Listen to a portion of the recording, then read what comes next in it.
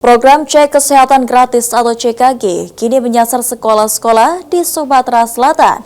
Dari hasil pemeriksaan awal, banyak pelajar terdeteksi mengalami masalah gigi. Bahkan menurut Dinas Kesehatan Sumsel, 50% anak yang ikut screening mengalami gigi berlubang.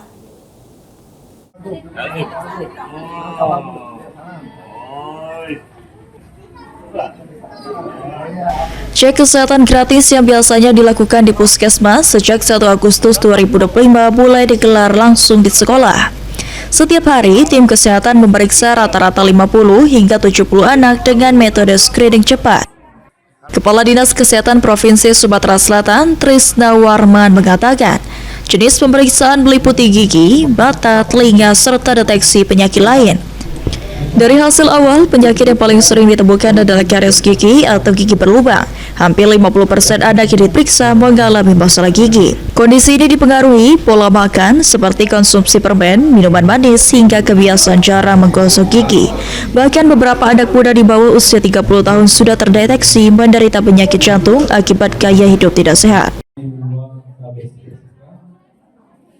Kalau biasa di puskesmas kan, kemudian kita langsung ke sekolah, datang ke sekolah, kita memeriksa anak-anak didik sekolah tersebut, mulai dari TK, SD, SMP, SMA.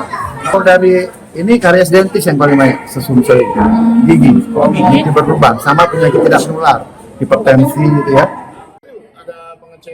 Sementara itu, staf khusus Menko Polhukam Bhinneka Putra Linanta menegaskan program CKG merupakan bagian dari agenda Presiden.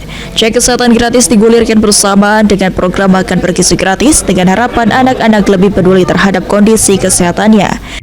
Ditambahkan Linanta, program cek kesehatan gratis akan dilakukan bertahap mulai dari sekolah di kota hingga ke pelosok desa di Sumatera Selatan. Ada pengecekan, ada tadi kita sudah cek juga tentang vaksin.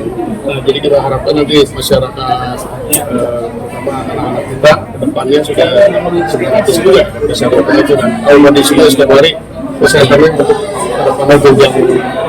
kedepannya lebih baik lagi. Hafid Zainul, PAL TV.